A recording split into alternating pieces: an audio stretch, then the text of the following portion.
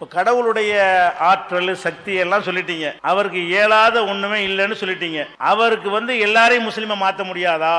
அவ்வளவு சக்தி இருக்குதுல்ல கேக்குறாங்க. முடியும், ஆனால் விரும்பினதை செய்வாரு, விரும்பினதை செய்வார். அவர் அனைவரையும் முஸ்லிமாக மாற்ற நினைத்தால் அவருக்கு பெரிய விஷயம் கிடையாது. அவர் என்ன சொல்றாருன்னு கேட்டா, நான் சோதித்து பார்ப்பதற்காக உங்களை பலவிதமாக சுதந்திரம் கொடுத்து தந்திருக்கிறேன், நீங்கள் எப்படி நடக்கிறீர்கள் என்று பார்த்து உங்களுக்கு பரிசு தருவதற்காக இந்த நிலை ஏற்படுத்தி இருக்கிறேன். ஏன் நான் நினைத்திருந்தேனே ஆனால் அனைவரையும் ஹதாக்கும் ஜமியா. இந்த கேள்வி குர்ஆன் தெளிவா சொல்லுது. இறைவன் நாடினால் உங்கள் அத்தனை பேரையும் நான் நேர்வழியில் ஆக்கியிருப்பேன், ஆனால் இது ஒரு சோதனை கூடமாக நான் படைத்திருக்கிறேன். அப்ப என்ன விளங்கணும்னு கேட்டா, ஒரு விஷயத்தை செய்யாமல் இருந்தால் செய்ய முடியாதுன்னு எடுத்துக்கிற கூடாது. இப்ப இதை நான் தூக்காம இருக்கிறேன், தூக்க முடியாதுன்னு அர்த்தமா? நான் தூக்கல விரும்பல, அவ்வளவுதான். இதை எனக்கு தூக்க முடியும், நான் தூக்காம இருக்கிறேன். இவர் தூக்காம இருப்பதால் இதை ஒரு தூக்க முடியாது அப்படின்னு சொல்லக்கூடாது. நான் இந்த செல்போனை எடுக்காம இருக்கிறேன், எடுக்காமல் இருப்பதால் இவருக்கு எடுக்க இயலலன்னு சொல்லக்கூடாது. கடவுள் ஒன்றை செய்யாமல் இருக்கிறார் என்று சொன்னால் அவர் செய்ய விரும்பலன்னு அர்த்தம். முடியாது, இயலாமையை காட்டாது. மனுஷனுக்கு அப்படித்தான் எடுத்துக்கிறீங்க. மனுஷனே ஒன்றை செய்யல என்று சொன்னா அவனுக்கு இயலன்னு எடுத்துக்கிறீங்களா, முடியலன்னு எடுத்துக்கிறீங்களா? இது இந்த மைக்கை நீங்க யாருமே தூக்கல, அதனால தூக்க இயலான்னு சொல்ல முடியுமா?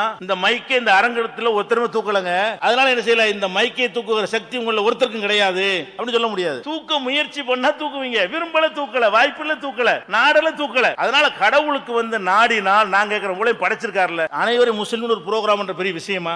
ஒண்ணும் இல்லாம படைச்ச ஒருத்தருக்கு எல்லாரும் முஸ்லிமான்னு ப்ரோக்ராம் பண்ணி வச்சு அப்படி ஆயிட்டு போறோம். அது பெரிய கஷ்டம் கிடையாது, அது முடியுமே கடவுளுக்கு. நம்ம இஸ்லாம் அதுக்கு என்ன ஆன்சர் பண்ணுதுன்னு கேட்டா, கடவுளுக்கு எல்லாம் முடியும், முடியும் என்பதெல்லாம் அவர் செய்ய மாட்டார், விரும்பினதை செய்வார். நம்மளுக்கு 1000 விஷயங்கள் முடியும், முடிஞ்செல்லாம் செஞ்சுட்டு இருப்போம். வெறுந்தரில் படுத்து தூங்க முடியும், ஆனா தூங்க மாட்டோம், மெத்தையெல்லாம் படுப்போம். அப்ப முடியுங்கிற விஷயம் வேற, விரும்புறது என்பது வேற. அவர் எதை நாடுகிறாரோ அதை செய்வார் என்கிற அதிகாரத்தின் அடிப்படையில் தான் இந்த உலகத்தில் நான் அனைவரையும் முஸ்லிமாக படைக்க நான் விரும்பல. நான் என்ன விரும்புகிறேன் என்று சொன்னால், உங்களுக்கு சுதந்திரம் தருகிறேன். நல்லவனா நடக்க விரும்பினால் அதற்கேற்ப உங்களை நான் நடத்துகிறேன். கெட்டவனா போனீங்கன்னா அதற்கும் இந்த நாட்டில் வாய்ப்பு தந்திருக்கிறேன், உலகத்தில் அதற்கேற்ற கூலியும் தன்னை அப்புறம் தருவேன் அப்படின்னு சோதனைக்காக வேண்டி அவர் செய்திருக்கும் பொழுது முடியலன்னு சொல்லக்கூடாது. உதாரணமா பள்ளிக்கூடத்துல வாத்தியார் இருக்காரு, எல்லாம் பரீட்சை கூடத்துல உட்கார்ந்து இருக்காங்க. மாணவன் எந்திரிச்சு, சார் இந்த 2 क्वेश्चन என்ன சார் ஆன்சர்ங்கறான். அவர் சொல்ல மாட்டார், தெரியலன்னு அர்த்தம். அவர் சொல்ல மாட்டார், பரீட்சையில சொல்லி கொடுக்கலாமா? அவர் என்ன செய்வாரு? பேசாம இருப்பாரு, வாயை கூட திறக்க மாட்டார். சார் என்ன சார் வேட? சும்மா இருப்பாரு. சொல்ல மாட்டேன் பாரு, தெரியல, நம்ம கிட்ட கேக்குறாரு. இவருக்கு அப்படியே சொல்றது,